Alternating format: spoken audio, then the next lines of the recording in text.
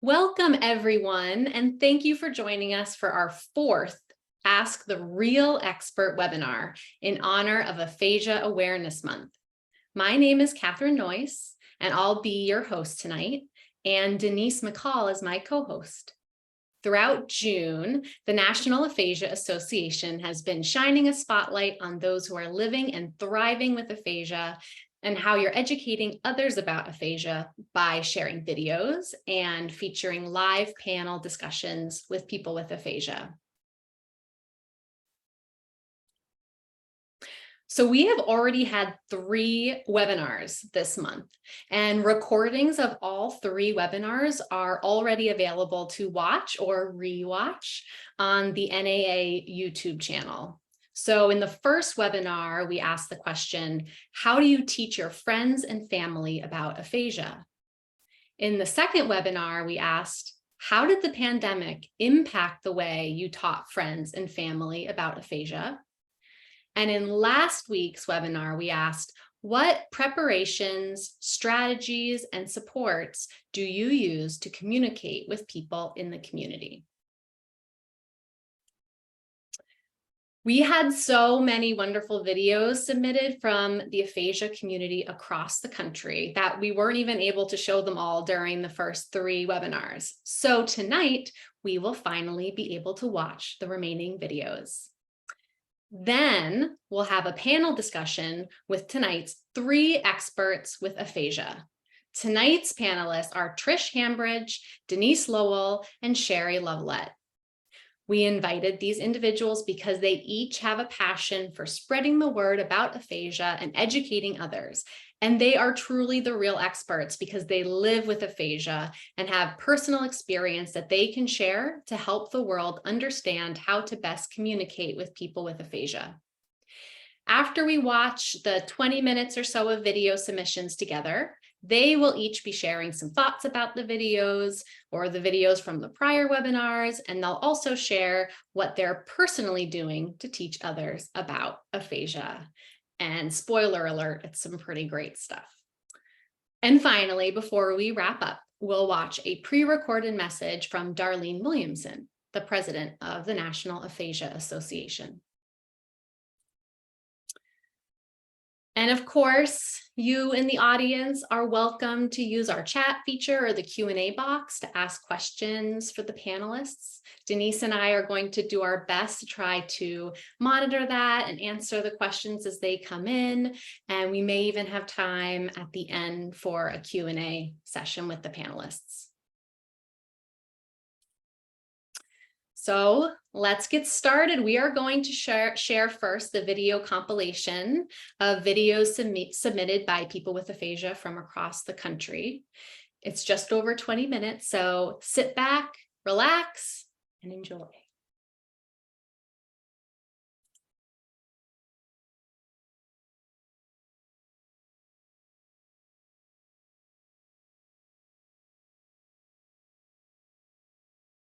How do I teach my family and friends about aphasia?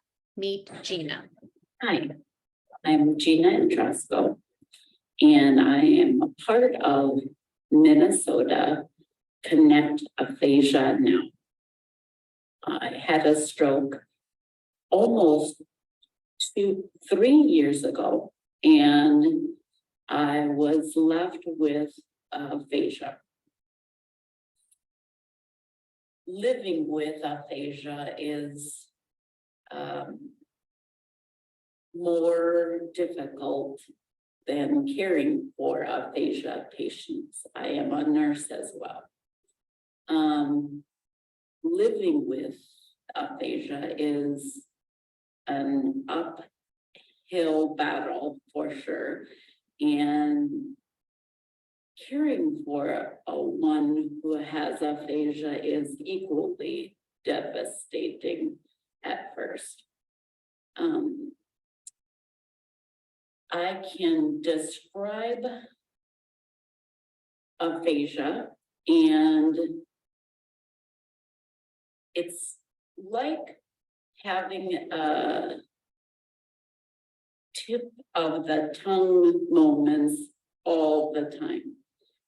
I know what I need to say or want to say, but it's not coming out my mouth.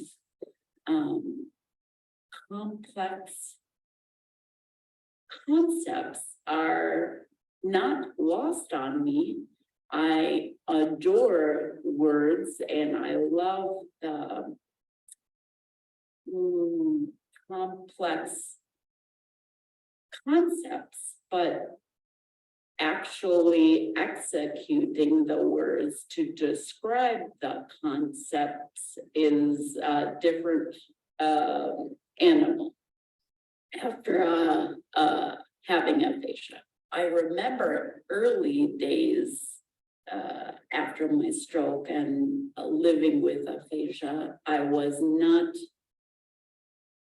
in tune with anything with numbers and as well as the speech, but it's as soon as you reach the bar of a complex moment of the mouth, it's instantly higher bar. I need to push myself and I need to think of the word order or actually asking questions of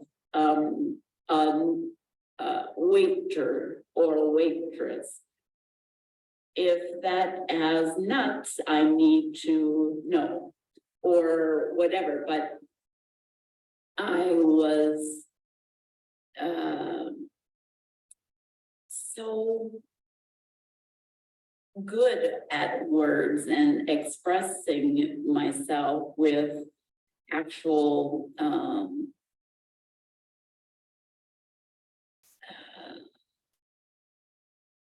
phrases or whatever. And it's so exhausting to constantly think about the word order and lose steam halfway through the concepts of my question or it's so exhausting. I was a go-getter for sure, but now it's relearning the rules and it's hard.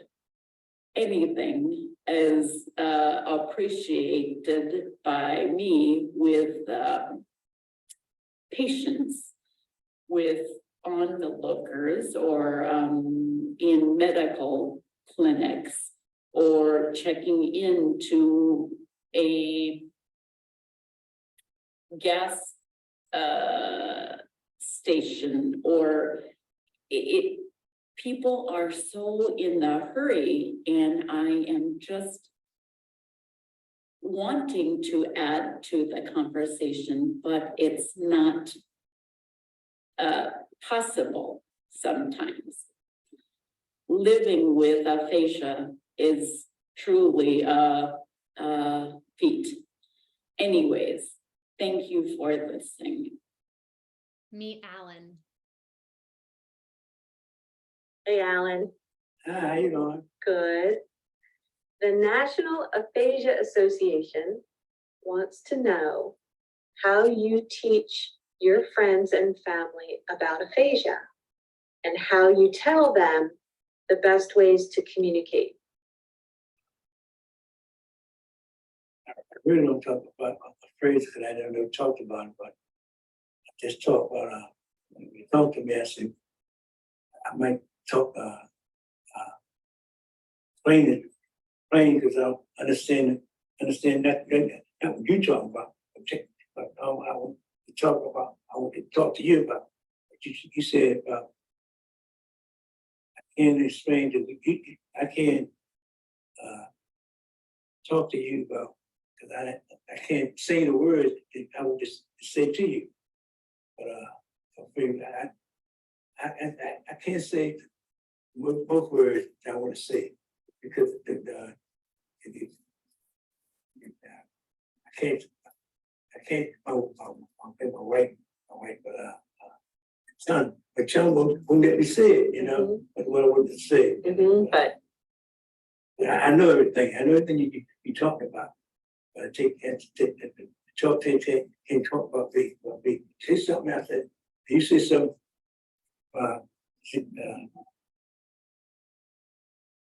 Your name. Yeah. my name, Lisa, you say something, I say something to you, but because you know how the people talk about you, you know how to say things that you said something that you mean because you said. and we kind of work it out together, Right. right? Because I'm used to listening to people with Right. aphasia. Yeah, that's what I'm saying. And you know, you said, if I say,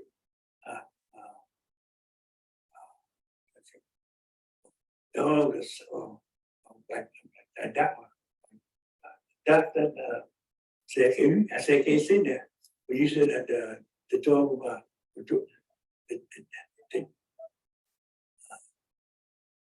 can't say. So the person you're talking to has to help with the conversation. But they did my wife, she talk about, but she understand what I talk about because I can't give it up to her. So said and two, 3 times for her. You know, You say it 2 or 3 times for her. yeah, understand what I'm talking about. So my niece, I said my niece talk about. I said my niece said, "Oh, he talking about blah blah blah." But why she didn't understand? Because maybe she just got it. I don't know what she understand before. So some people are better listeners than others. Yeah. They get it right away. Right. Yeah. So my sister said, "We say it's getting out." I said, "Well, see," I said, "Your daughter understand. Why can you understand?" But I can't get it right. Because I hate the chum will talk about it. It's a tongue. Yeah, that's what I'm trying to get it, but the chum won't talk about it. I can't get it. Even though I say something, okay, I stop for a while and say, well, it'll come back to me. Sometimes it'll come back. I said so, but Stop for a minute. yeah, somebody talk back to me, even more even more a minute. Come back to me, It's kind of hard. It's kind of hard. Meet Lisa. So I speak slowly. My grandchildren, my children, and everybody else around me is like speak slowly, understanding, and just speak slowly. It's like slowly. I have aphasia, so it's like I'm like, what do I do? I don't know how to understand it, but I do understand it. But it's like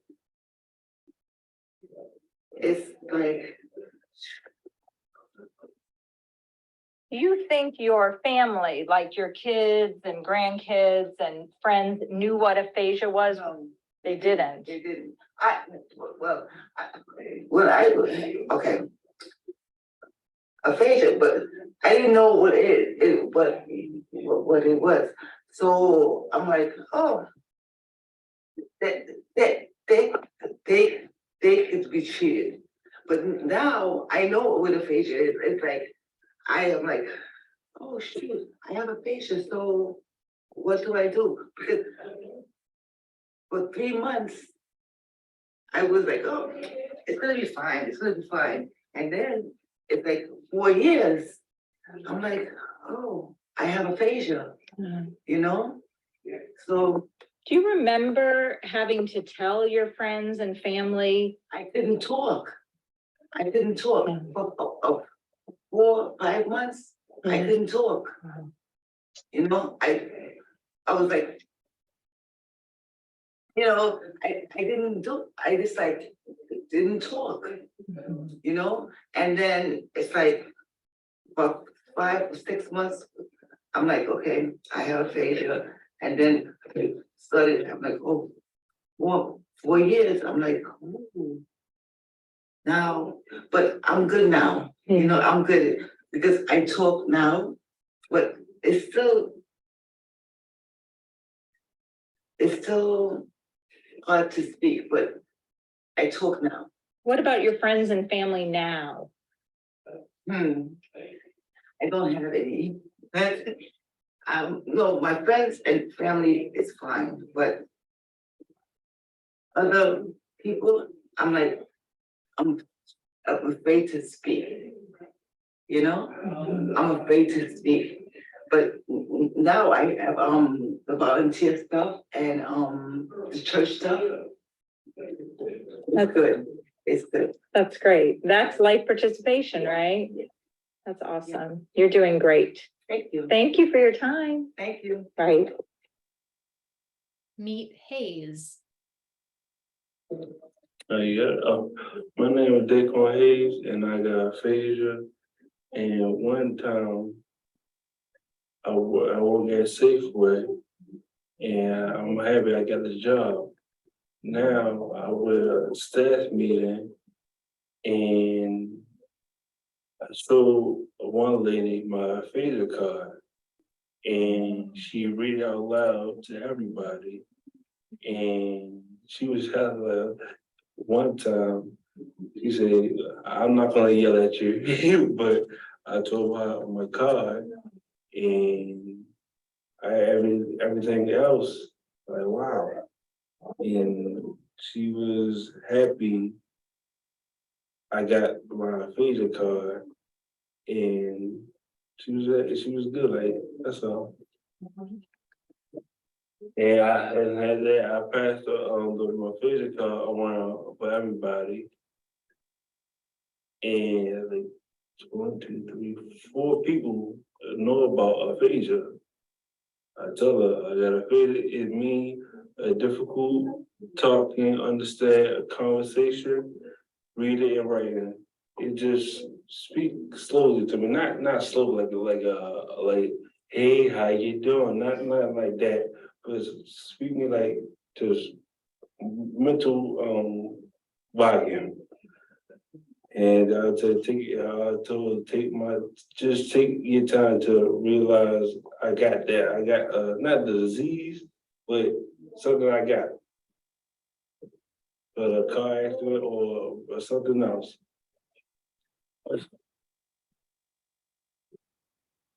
Meet Janet. My name is Janet Jones, and I would like to talk to you about things that would help us during our talk. The first thing that's really important is that both of us, you and I, have patience, patience, patience. Very important. During the whole time, we need to be patient with each other. The second thing that we need to do is we need to speak clearly with each other. Very helpful if we speak clearly. I have a magnet that I use that I take with me, and the magnet I give out to people that I'm medical with me, or in a store, I just show it to people, or at a hospital, and I do leave them at the hospital for them. And the magnet says that I have aphasia, and that it is a loss of language, not intellect. I also have a medical bracelet, and on the medical bracelet, it says aphasia. Also on the bracelet next to the aphasia, it has my daughter's name and her phone number for somebody to call if they are in an emergent situation and I can't speak with it. It also says what my medications,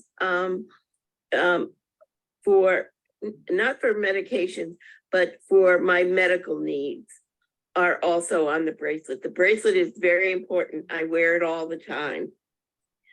The other thing that's really important is that I am with small groups. I do much better for myself is if I'm in a 1-to-1 or a 3-to-1 type of group. The reason for that is I need to pay attention to that person, and I also have much more of a problem with being able to multitask with things. With the small groups, it's important that people will understand that.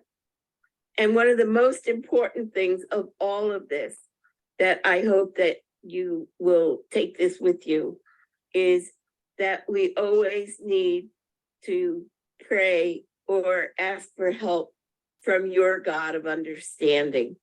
Thank you for listening. Meet Karen. People with PPA are people prepared that I to. know, I let them know that, you know, when I start to, they know that I have aphasia, so that they understand that if I'm losing a word, that it's not something horrible, and they don't push me.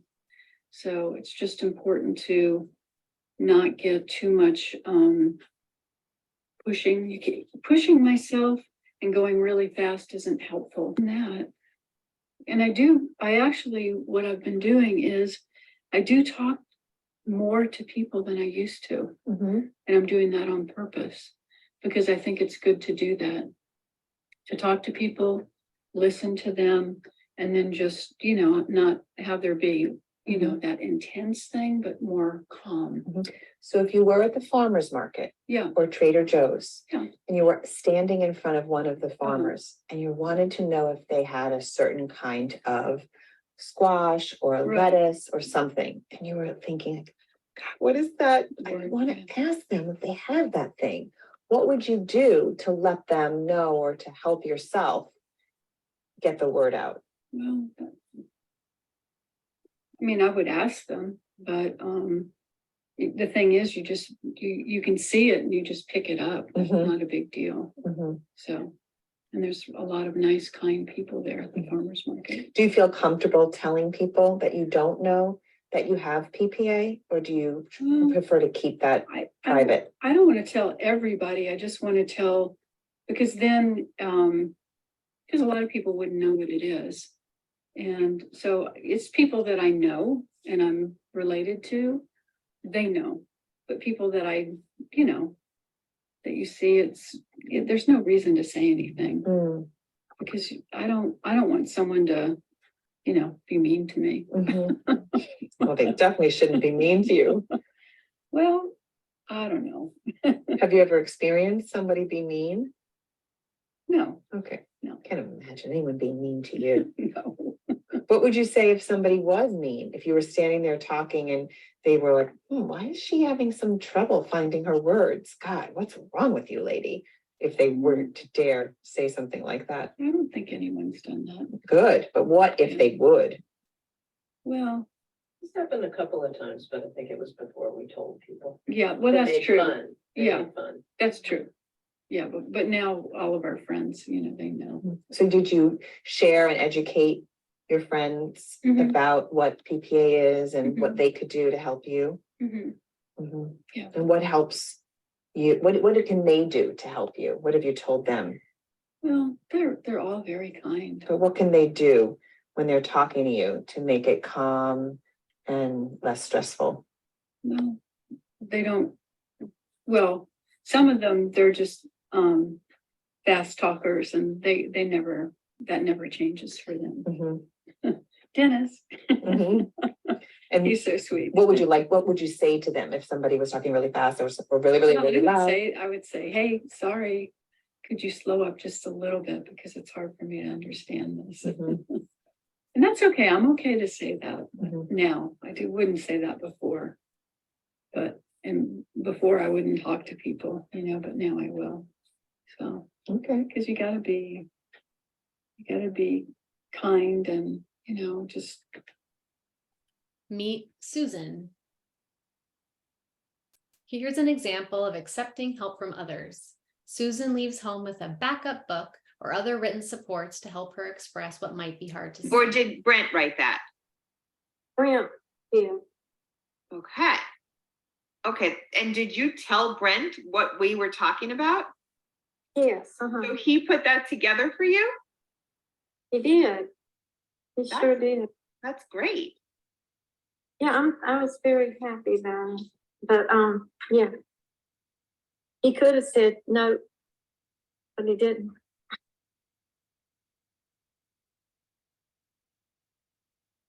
So a big thank you to those who submitted their videos: Minnesota Connect Aphasia Now, the Triangle Aphasia Project, and the Scale Aphasia Program.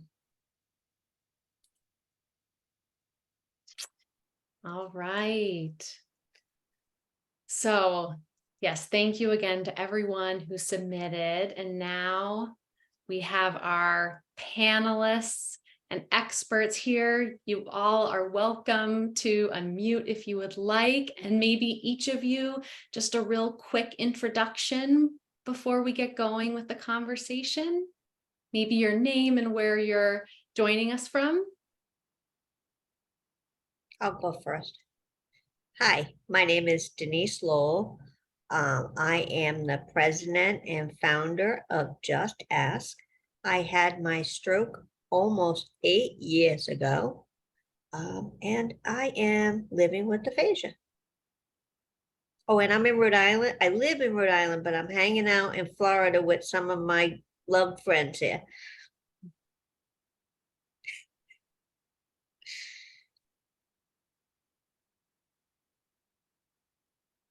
Okay, I'm Trish. I have Santa Barbara, the Tampa area.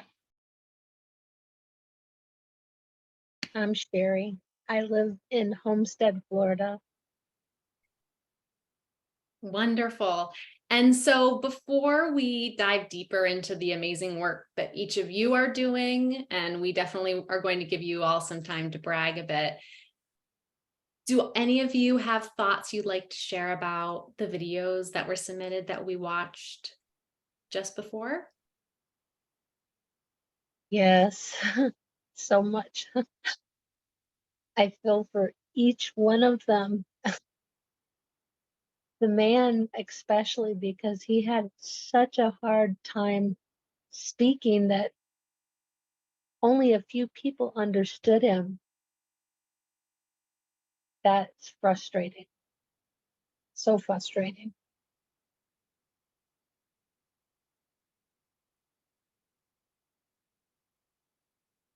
I think I could have touched about each and every person about how they do their best to communicate with others. I kind of, one of the young ladies who said that she doesn't say she has aphasia, or she doesn't explain it to people. And I can see how sometimes you want to tell everybody and shout it to top of a mountain and let them know what it is. But it goes back to the other person. People are so busy, they don't even have time to listen to what we're saying. So you get a little pieces out every time, and you just can't educate everybody. Everything we have in our brains, we want to tell them. It's better to just be quiet at that point instead of telling them, but we have to tell them. Yeah, so my family and friends is the aphasia, and my friend Karen is the speech therapist. So it's good. So tell us. So it's great. but like I say, like, hey, I have a speech problem called aphasia, like so many times, but hey, is better. So I think it's like, so I'm from California and moved to Florida, and people are nice, like, so is helpful, my opinion.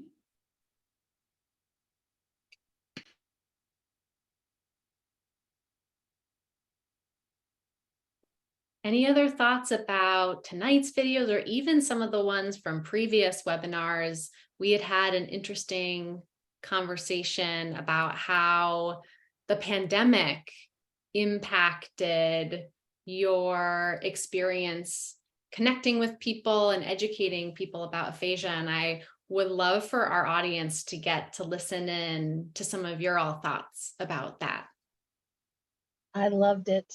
I know that sounds strange, but I love the pandemic because I had my stroke the year before, in the beginning of 2019.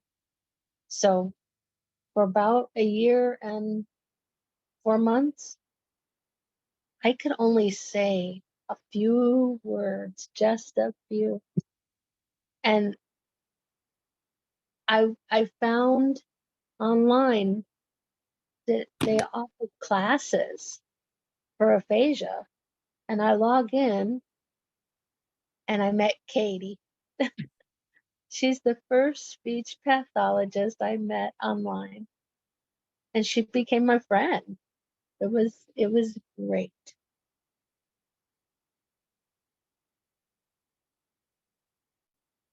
Yeah, so I mean, is good, like the lemonades, the lemonade, whatever, but it's hard. My friend, the Voice of Hope member, is not too good computer and stuck, and is the passing because it's, but like medical, but it's sad. So, good for them. I mean, I think it's good, but sad for the technology.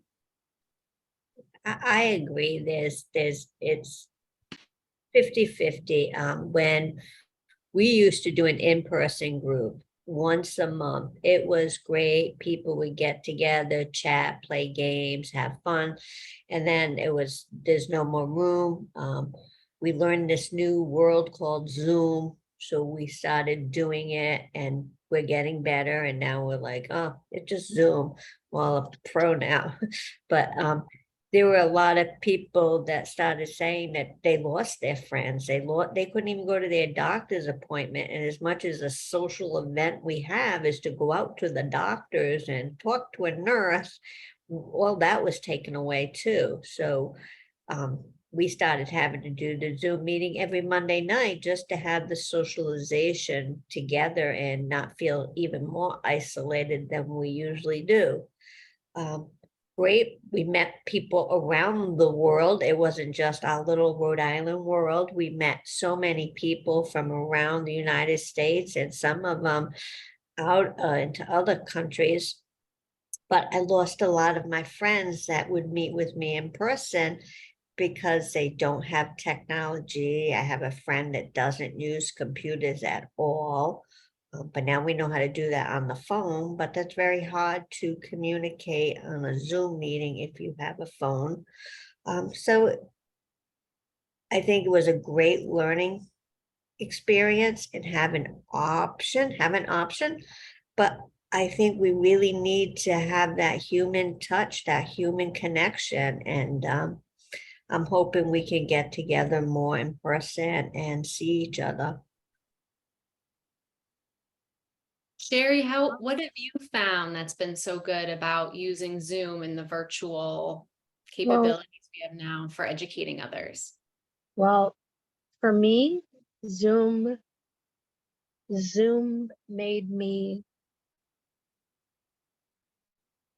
had to learn how to use Zoom because I did not have anybody that I knew at all with aphasia when I left the hospital. So for me, when I learned how to use Zoom, because I was determined I would learn how to log in, right? I didn't ask my husband or my daughter, but I got online and I met some of the most wonderful people. Not only other aphasia people, but the speech pathologists and students who are on it too. And that was so helpful that for me, I have, hold on, I have started a reading group online. And I've also incorporated, we're starting our 4th book. And I'm like amazed. And it's all aphasia people on my book club.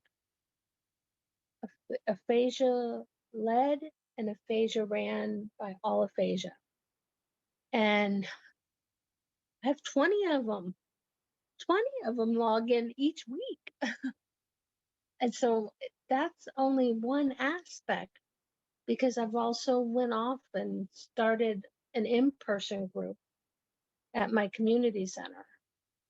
And I've met some that are homebound. Like you guys said, they don't know how to log into Zoom. They don't know how to come in person because they can't drive. They don't have any transportation, any means to get there. So how would you deal with that?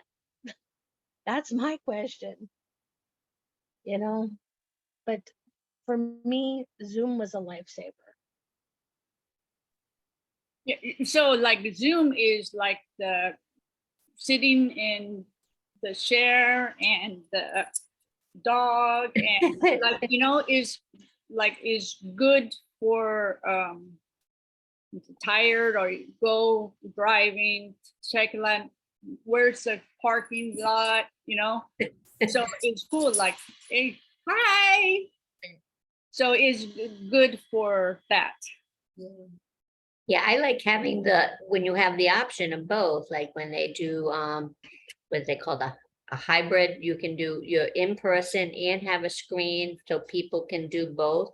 But going back to what Sherry said, I think it's so empowering that Zoom is really more easy for people to learn more about Zoom, and some of our SLPs are sending out videos of how to use your Zoom, how to work it easier. But I am even more inspired and feel so proud that people with aphasia are not sitting waiting for somebody to help them anymore.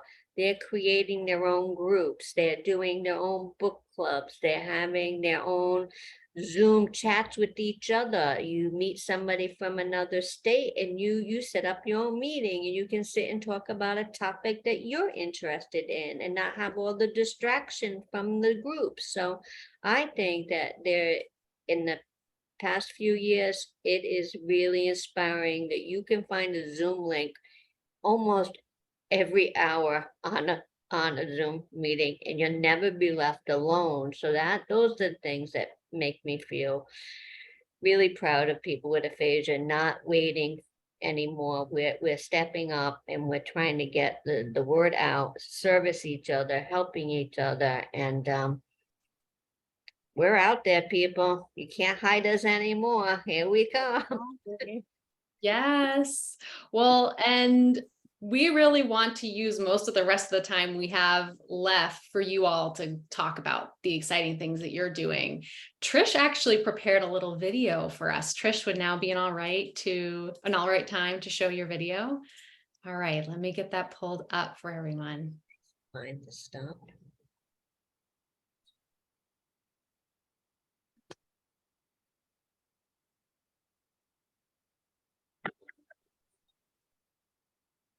Hey man, I'm Trish. I had my stroke many years ago. 15 years ago. My deficit are aphasia and praxia. During all this time, I got good support, my families and friends. My college good friend, Karen, is the speech therapist. Whoop, whoop. I trusted Karen with aphasia and important to accept aphasia. She talks about aphasia with family and friends. I practice and practice and practice and practice. Sometimes I have stress in community and I can't speak well. I got yips for aphasia. I moved from California to St. Petersburg. I'm a member of Voice of Hope for Aphasia. My friends were sometimes struggling with aphasia and the yips in family and friends and community. I want to help. So I create and president of National Aphasia Synergy, a nonprofit organization that promote a aphasia community led by peers. Our strength is sharing the stories of successes, accepts and challenging. I want to help people with aphasia who struggling with aphasia, their mental health. Our vision is that one day the population of the United States will have a greater understanding of aphasia, and as a result, all people with aphasia will be treated with respect and kindness. Our mission statement, Synergy, is a peer-led community of people with aphasia driven to educate people with aphasia, empower people with aphasia to use technology, improve communication skills, promote peer befriending with new or struggling people with aphasia, developed a national people with aphasia community, encourage optimism and positive outlook.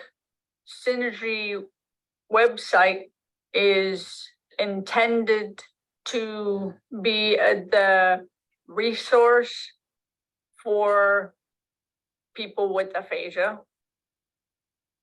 Okay, click. Okay. Okay, this is one of the projects that NAS is working on. Dr. Catalina Hillary, she is the individual that supports the peer by befriending resource for our team for our I might need help over here. Who wants to help read me down? Replication of the super peer befriending project in United States. So this program is being developed now. We have Dr. Will, Paige, and Kate take the online peer befriender classes, and they will help us be able to train others to help all of us with aphasia. September to begin on confused section. The course from September to begin on November, coming soon, so that is great.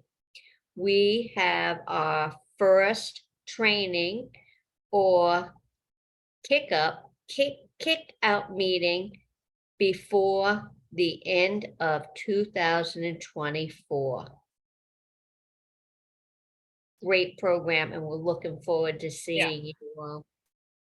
Okay, and click a button or whatever. Oh, oops. Hang on, let's see. I think we're right around, all right.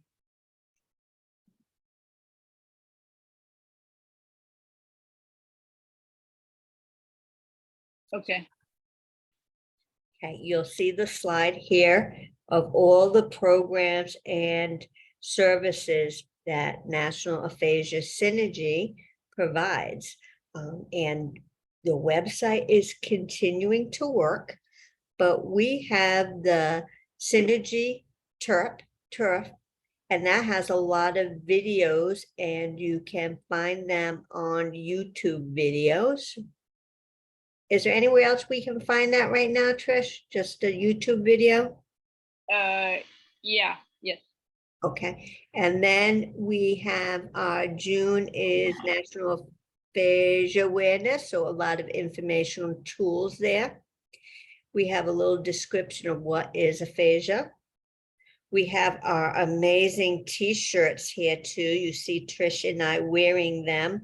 We went to North Carolina and we went to New Orleans, and we presented mental health points of view from people with aphasia to our SLPs, and how important it is that they be aware of our mental health in addition to helping us move on to achieving our goals. Yeah, so the pin coming like is draft, but soon is like like the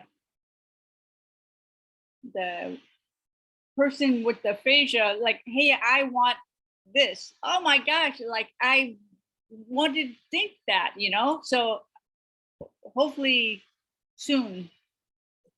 Yeah, because we have those identification cards, but how nice it would be to have one on your shirt and you don't have to go find that card or anything. You can just go, check me out.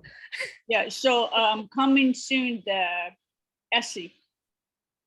Yeah, so there's an Etsy account. You can get those t-shirts, you can get the cards, you can get the pen, and stay tuned. The website should be up and running sooner than we wanted, but it's still going, so hang in there.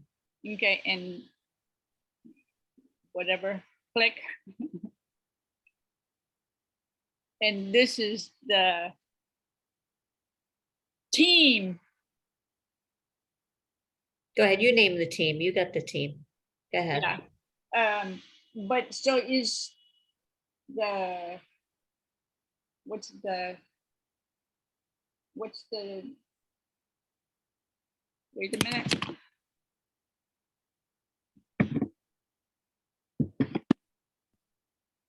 Please hold. The purple is people with aphasia. And the Kate is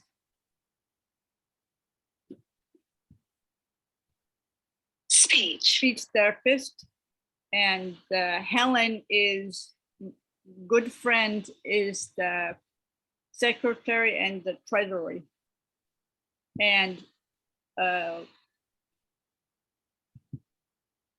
Will is the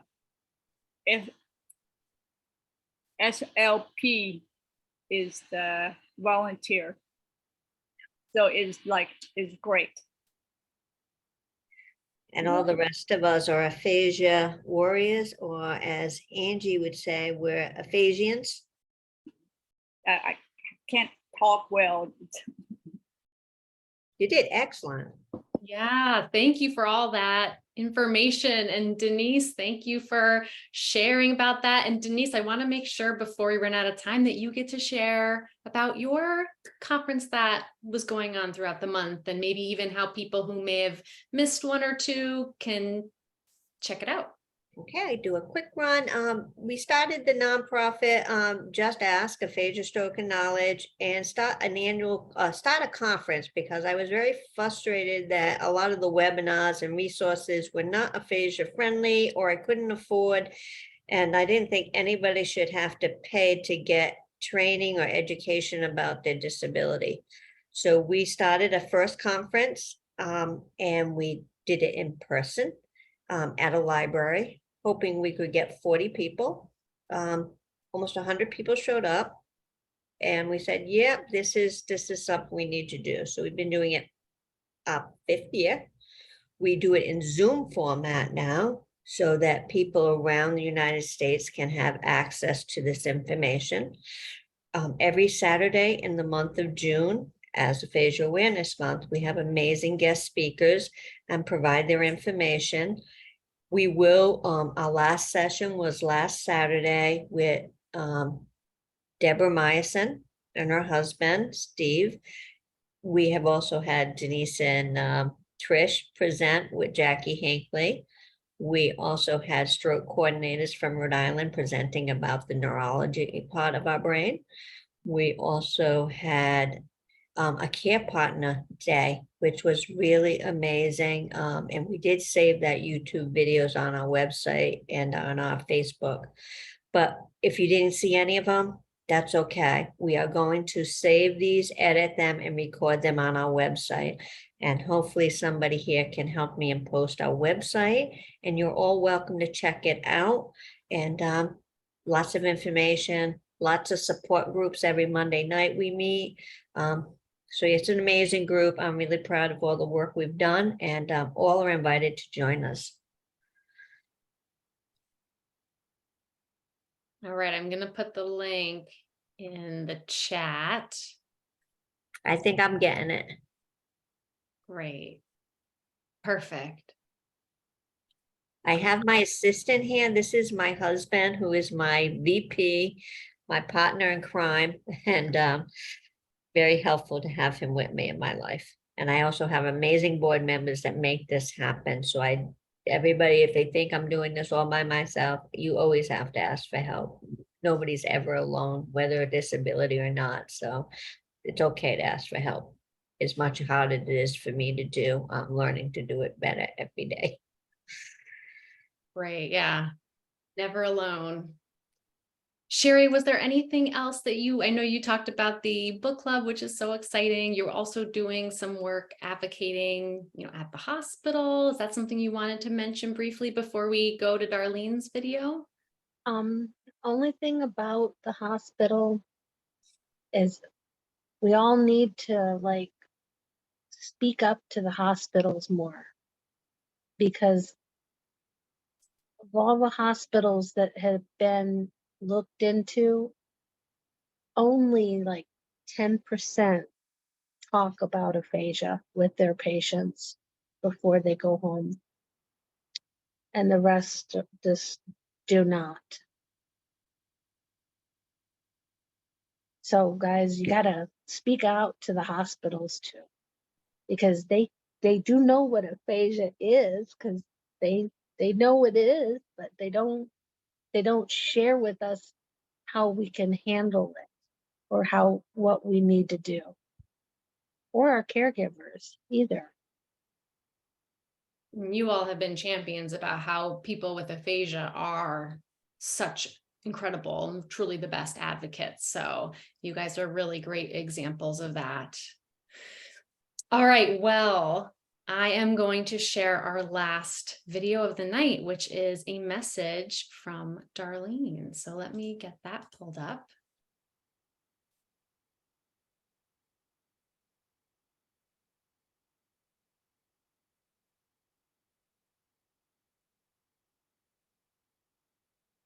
Good evening, everyone. Thank you for being here. In 2021, the NAA started this Ask the Expert series to bring our families and professionals working in specific areas of aphasia, to bring them together with the thought that they could share their expertise and families watching could ask some questions. It's been a very successful program informing our aphasia community about research, about reading in aphasia, about apraxia, about dementia, and many other topics. I'm sure many of you have attended those. We wanted to do something special for June Aphasia Awareness Month that involved real experts, and that's you, people with aphasia. Throughout the month, wonderful people with aphasia have kindly and bravely agreed to appear live and to be on video to share their expertise. This Real Expert program has been very impactful and very personally heartwarming for me. 19 different aphasia organizations have been represented. 12 people with aphasia have been live panelists. Thank you for being brave and doing that. And we heard from 58 people with aphasia who recorded their videos and sent them to us. Over 160 people have attended so far, and we know that many more will watch the videos. So the question is, why do this just during the month of June? You all are out there all year round doing amazing and wonderful things. Why not keep this moving and highlight members of the aphasia community year round? And so that's what we intend to do. Every quarter, we will create a Real Expert session. Tonight, I'm here to not only thank you, but to challenge you to keep the spirit of Aphasia Awareness Month alive. Tell 2 people about aphasia, or tell 200 people about aphasia. Use the resources that have been presented, join or start a local group, and by all means, please be in touch with the NAA. Reach out to us about anything and everything. The NAA is here to support you. We're all in this together. Many, many thanks to everyone who worked on this Real Expert series, especially Denise and Brooke, who are the champions of it. But there are so many others out there who contributed. Also, Catherine Noyes, our regular Ask the Expert coordinator, has been right there every step of the way, helping us, and she will continue with our Ask the Expert series next month. So thank you to everyone out there who put time and effort into this, and super thanks to our real experts and to all of you for watching. Have a good evening. All right, so now I'm just going to wrap up this incredible evening with a few thank yous. First, thank you, Darlene, for your support and leading the National Aphasia Association. And we are really excited, as she said, to keep the Ask the R.E.A.L Expert going as an ongoing offering. So stay tuned for that. Thank you so much to our experts for not only taking the time to join us as panelists and sharing your thoughts, but for the amazing inspirational advocacy work that you're doing every day in the community. Thanks again to everyone who submitted a video that was shared during the series. Between our panelists and those who submitted the videos, we can really see and appreciate your authenticity and your resilience. And I feel so honored to have been a part of this. Thank you to Denise McCall and Brooke Lang for coordinating the series. A big thank you to Denise for compiling all the video submissions. And thank you to Denise, Brooke, and Mara for helping to host the series. Last but not least, thank you to all of you in our audience for joining in the webinar series. Today is June 29th, so there may only be one official day left in Aphasia Awareness Month, but our hope is to increase aphasia awareness every day of every month. And we hope this series and our real experts have inspired you to continue to advocate and educate beyond the month of June. So be sure to share your efforts with the NAA, and we will continue to highlight the exciting things that you're all doing. So on that note, thanks again, everyone, for joining us tonight, and have a wonderful evening. Thank you. See you. Thank you.